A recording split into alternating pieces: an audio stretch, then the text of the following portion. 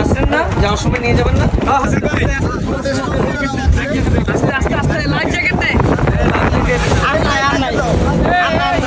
কোন প্রচন্ড পরিমাণ ঢেউ এখানে চাইতে হয়েছে, তারপরও আমি তাদের সাথে দেখা করবই। আপনারা দেখতেই পাচ্ছেন কি পরিমাণ।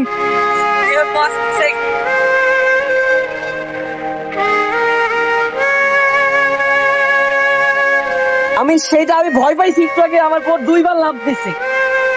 আমি তো স্বাভাবিক না, আপনাদের এটা কিন্তু খুব রিস্ক একটা নদী, এটা সাগর না, এটা খুব রিস্ক একটা সাগর।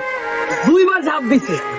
তো আমি যদি আপনাদের একটু বাসা পরিবেশ একটু দেখি আর আপনাদের প্রবলেম গুলো শুনি, আমি ইনশাল্লাহ আপনাদের সহযোগিতা করবো।